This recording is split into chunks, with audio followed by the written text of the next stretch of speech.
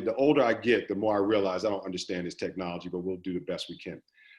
It's great to see all you guys, and thank y'all for being on this call. I know we have sheltered in place for the last 4 weeks, and y'all look fairly healthy, and it's good to see you guys. The purpose of this meeting is to talk about reopening the state and why we think it is a bad idea. If I don't remember to say who's on this line, I blame it on my head, not my heart. But we want to get some important information out, and I want to start with our leader, Representative Bob Trammell. Leader. Thank you, Mr. Chairman. Good afternoon, and it's great to be with everyone. Just wanted to give a backdrop about where we are. As I'm sure you all know, on Monday, Governor Kemp announced a relaxation of some of the restrictions that are in the shelter-in-place order, with certain businesses reopening, like salons, estheticians, spas, bowling alleys, movie theaters, and the like. And on Tuesday, our caucus took a position and sent a letter asking the governor to rescind that order because it was too much too soon. Since we did that and took that action, there have been other developments, I think, that also inform that ask to rescind the order. The first being that the Institute of Health and Metrics and Evaluation from the University of Washington, also known as IHME, updated their model and gave guidance that Georgia should not consider relaxing the restrictions that are currently in place until June 15th. And then last night, the President of the United States indicated that he himself thought this was too much too soon. So we renew our call today to ask Governor Kemp to rescind that order, keep these restrictions in place, because it is slowing the curve and saving lives. And Mr. Chairman, I'll turn it back to you to introduce our other members who are on the panel today. Thank you, Leader. So what we're going to attempt to do today is to put together a form whereby we have some real information about why we need to shelter in place, and we're going to ask those folk who are compelled to go back to work to listen to what we have to say, and we have some resources that we want to give you throughout the course of this event. And I want to start with Representative Roger Bruce. Roger Bruce is a representative out of District 61. He has had 30 years of HR experience, and he wants to talk a little bit about the HR impact to going back to work. And so, Representative Bruce, I'll turn it over to you at this moment. Thank you very much. As was mentioned, my background is human resource management. Generally, companies want to take care of their employees and protect their brand. This directive from the governor to open prematurely is in total conflict with both of those objectives. We don't have the answers to all of the questions that are raised by us, but we do have the answer. And as such, we should be basing our decisions on what we know and not engage in guessing, not engage in ignoring the science and logical recommendations from the medical community. What we do know is that this virus is transmitted by close contact. What we do know is that people that have it may not know they have it and can pass it on to others. What we do know is that it can get you very, very sick, or it can kill you. We know those things. So we should not be doing anything that puts us in a situation where we are practicing behavior that causes people to get these things that we know. Telling the business community to reopen on Friday and Monday is contrary to any scientific or medical information that we have at this particular point in time. You cannot cut somebody's hair if you're 6 feet away from them. You cannot, do somebody's nails if you're 6 feet away from them. The use of common equipment at a gym or a spa, we just simply know that that is not healthy and can cause you to be dead. The general message from the governor that it is okay to begin the behavior that only 2 or 3 weeks ago was a game changer, according to him, just makes no sense. We should not be reopening at this particular point. We are asking that the changes, we are asking the question, what has changed since the last press conference? We still don't have a vaccine. People are still getting sick. People are still dying. Hospitals and medical facilities don't have the resources they need. We don't have enough tests or the ability to get the results of the tests in a manner. Given what we know, this decision to reopen is a bad decision, and we need to not go forward with it. With that, I'll turn it back over. Thank you, Representative Bruce. One of the issues that's sure to come up is the issues around employment and unemployment in the state of Georgia. And those are some real issues that people are going to face. One of our members we're fortunate enough to have is Representative Mike Wilensky, who represents Dunwoody and Doraville, District 79. Sorry, Mike. Mike is an attorney with Barrett and Farahani, and his specialty is employment law, amongst other things. So I'm going to have Mike talk now and talk to us about what options folk have and what we're faced with if people have to go back to work tomorrow. Thank you, Chair. Thank you, Chair. First, I'll talk about employers briefly, and then I'll move into employees.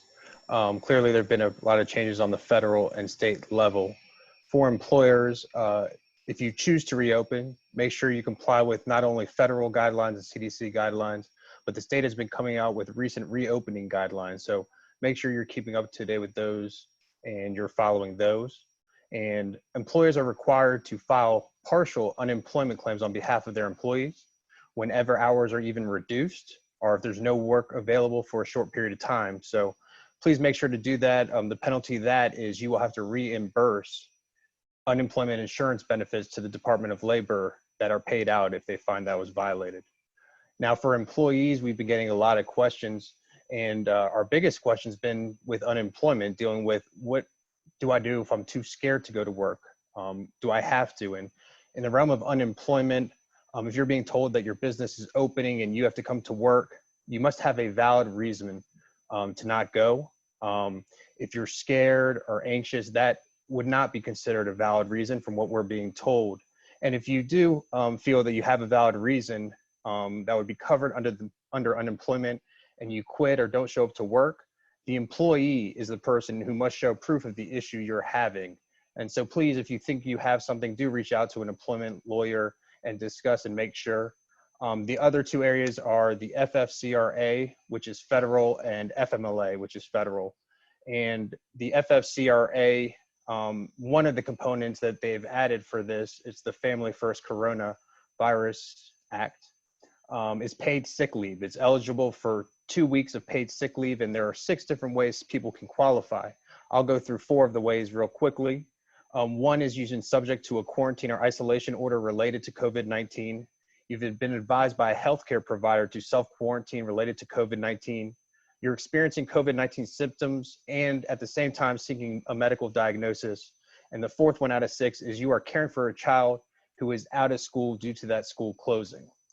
Now, the last one, there are 2 others also, so look up the FFCRA, but the last one dealing with childcare, that is an exception. So if a company has less than 50 employees, if they meet 3 elements, they can be exempt from granting paid sick leave due to a person saying they need to stay home due to their school being closed. And the other that has been changed, well, excuse me, the FMLA that's always been in existence. I had a person call me about this, and to qualify under FMLA, there's 3 components. You must have been employed with the company for at least 12 months. You've worked 1,250 hours during that 12 months, and there are 50 employees within a 7-mile radius of that work site. And if you have a qualifying disease or illness under the FMLA that would qualify you for FMLA, and employers are asking you to come to work, and you need to check with your medical provider and then check with your employer that, whether you do qualify under FMLA. So those are 3 different areas that can help people out. But these are very fact case scenario based. So please make sure you talk to an attorney, a plaintiff, Georgia employment law attorney about your specific matter, and everybody be really safe. And as I've been saying from the beginning, stay strong, stay grateful, and stay home. Very good, Representative. Thank you, Mike, for that deal. Now, so that everyone knows, this is being recorded, and we will post this to the Georgia House Democratic Caucus Facebook page, and many of the members will post this video to their Facebook pages as well. So the information that you get, you'll be able to receive that, and certainly we will send out information throughout the course of the day to back up what Mike has just shared with us. The next person I want to go to is a very dear friend of mine, is Representative Karla Drenner. Representative Drenner is the chairman of the DeKalb County delegation. Amongst other things, she's professor. I think you have, I don't know how many PhDs you got, Karla, but we want to talk about really in this moment, what is the response that we have when we know that what the governor has done can potentially put people in harm's way? And where do we go from here? Thank you, Mr. Chairman. I, along with my colleagues, would like to take a few minutes and talk with you about the importance of sheltering in place. As Americans, at the core of our fundamental beliefs are the values of individualism and liberty. Individualism is the ability of people to choose their own path, which when coupled with liberty, seeks freedom from government restriction on the exercise of one's rights. These are the values that all of us hold dear. And it is this foundation which I would like to talk with you about the need to continue to shelter in place. That need is real. And it's something that I am asking all of you to continue to do so. We may disagree about when we should open up our state, and I can say that myself and my colleagues all know that many of you need to go back to work to feed your families. But as you re-enter and we reopen our businesses, it is imperative that we do not relax or forget that this deadly virus is freely circulating amongst us. We cannot rely on the government to protect us when we go to the grocery store.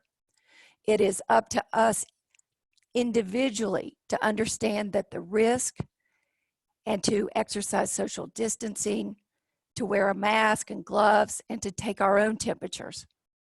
It is imperative that our municipal governments intervene and help us to chart a safe path forward for all of our communities.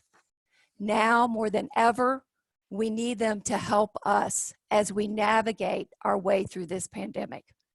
I call upon our mayors, our county commissioners to step forward with bold safety plans that protect not only our businesses and the least among us. I call upon our businesses not to lose sight of their role in protecting the public.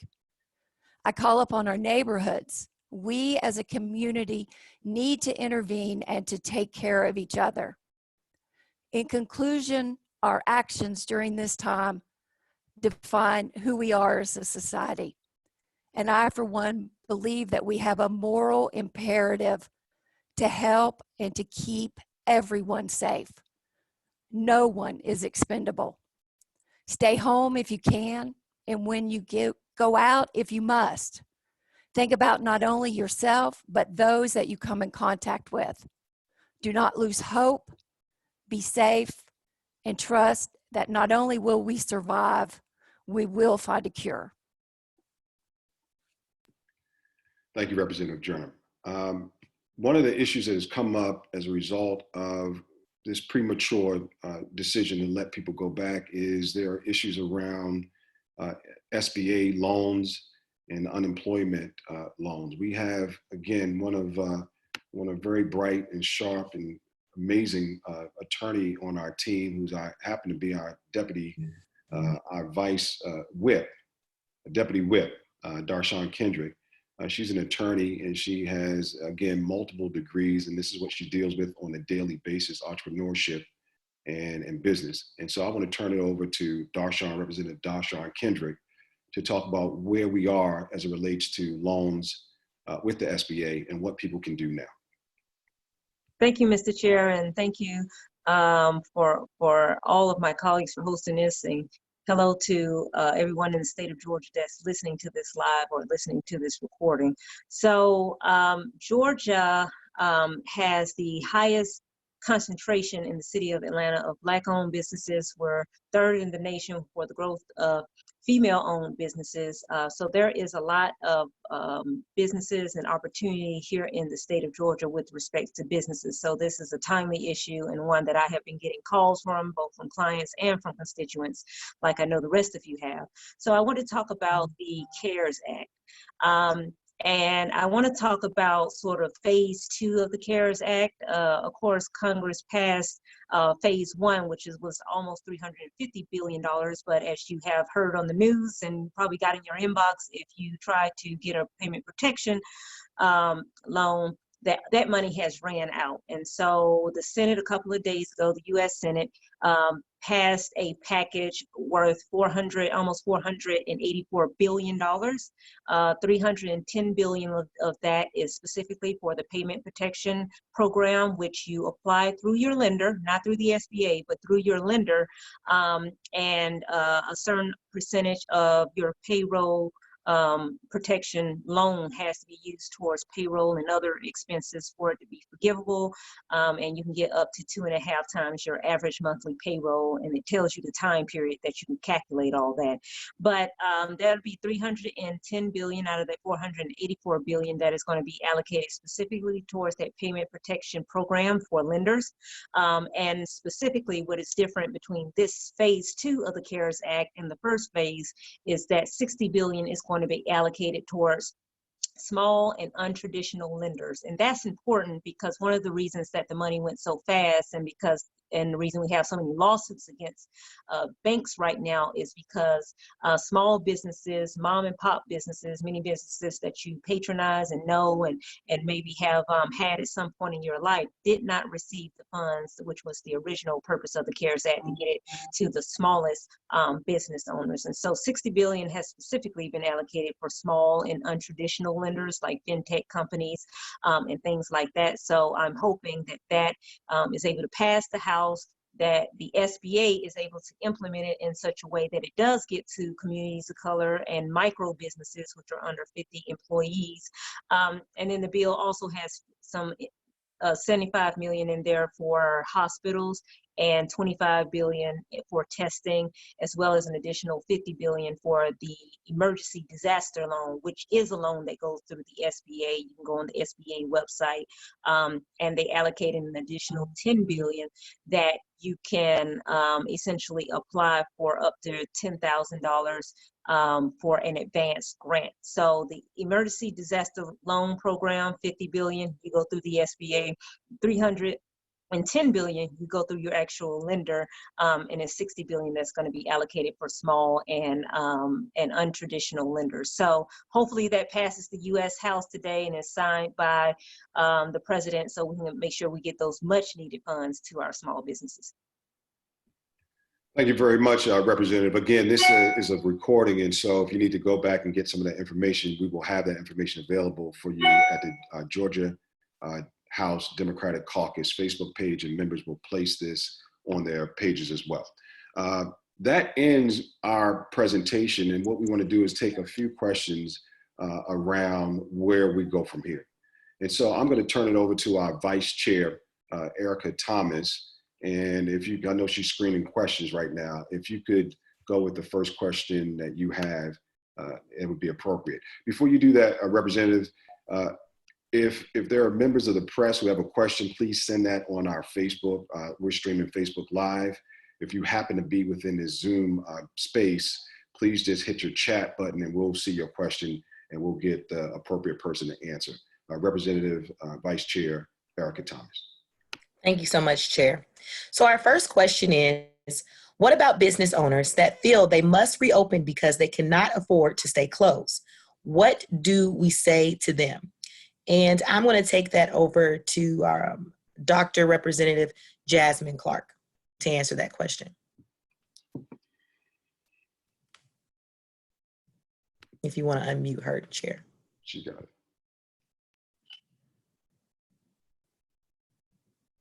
All right. So first, I want to acknowledge that a lot of business owners are in a very difficult position right now, where they are feeling left out of most of the economic relief efforts, and it actually truly is unfair that during this time, a lot of these resources that should be available during a public health emergency are not being made available to some of our most vulnerable businesses. And so they feel like they cannot confidently remain closed until it is safe to open. However, I want to strongly urge business owners to really consider whether the cost of reopening will actually do more harm than good.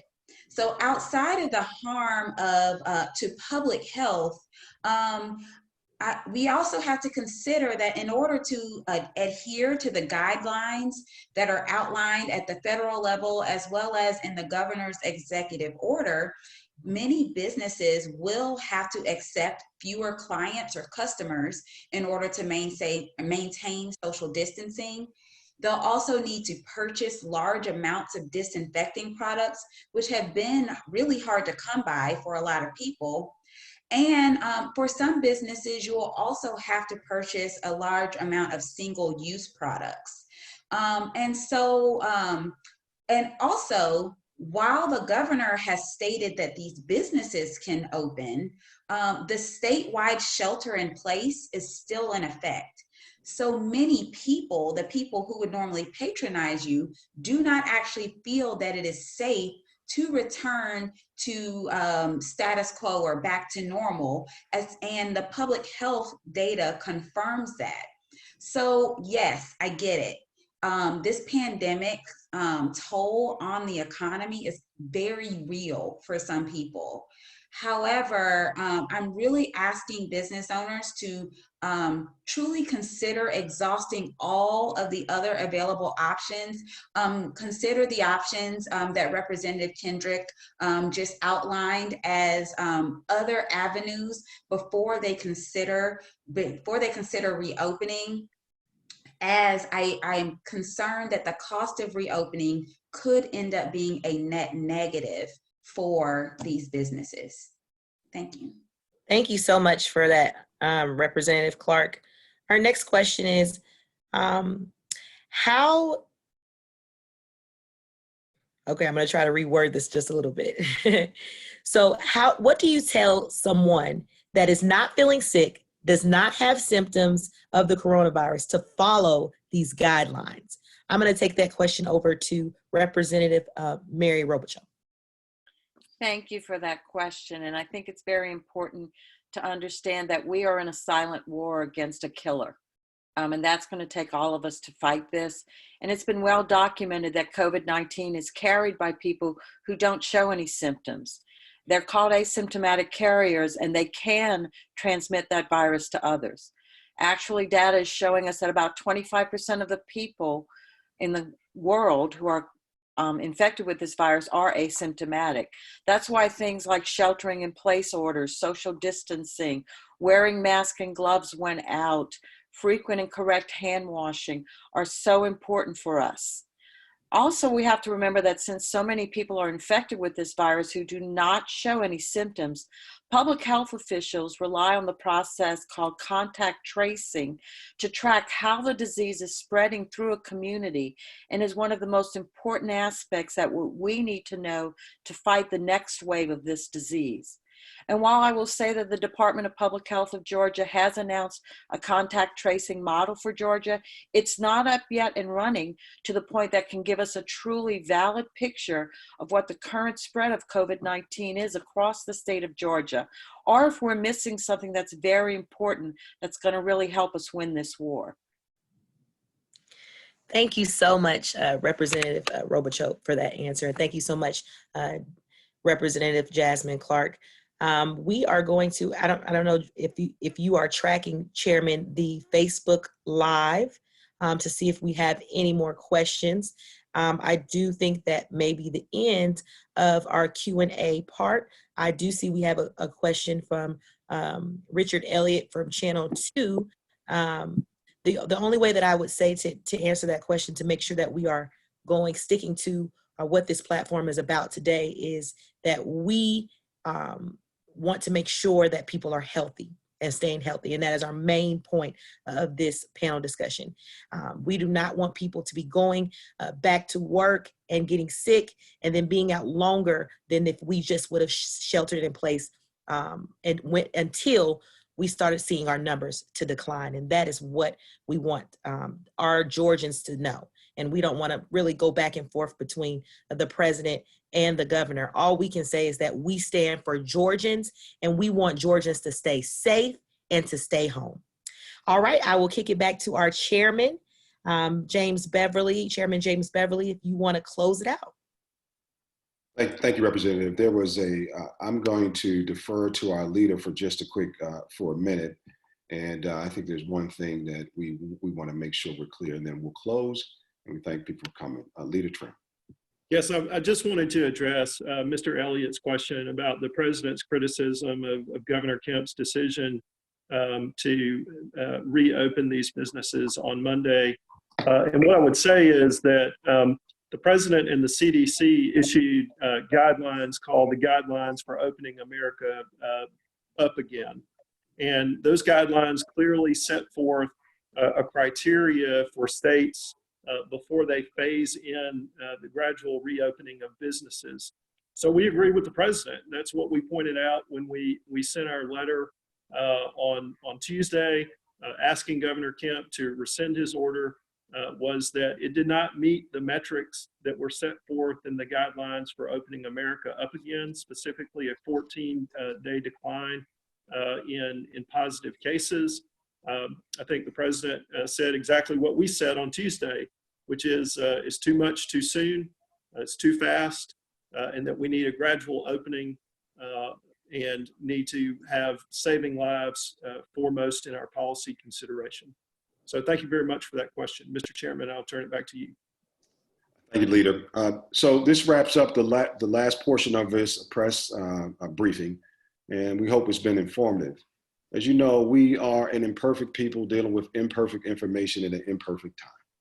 And somehow, as humanity, we figure out a way to come together to solve solutions with perfect solutions just in time. We fight a global pandemic right now. Nobody alive has ever experienced this. And it's a silent killer. This is not an issue between the Republicans and the Democrats. The solution won't come from just America or China. It will come from the human family. And what I would encourage us all to do to recognize that this killer is against all of us. If we work collectively in very smart ways, sharing information and doing what's best for humanity, we'll get through this. And so let's take this for what it's worth. It is a killer that has to be destroyed, an enemy that we don't see, but we must annihilate. Let's not let this be a footnote in the course of human history. Let's eradicate it and be done with it. We thank y'all for your time, for joining us in this moment. We will have more press briefings to come. And if there are any questions, please, by all means, submit those on our Facebook Live page on the Georgia House Democratic Caucus, and we'll get back to you. Thank you again, everybody, for joining. Y'all stay safe and stay home.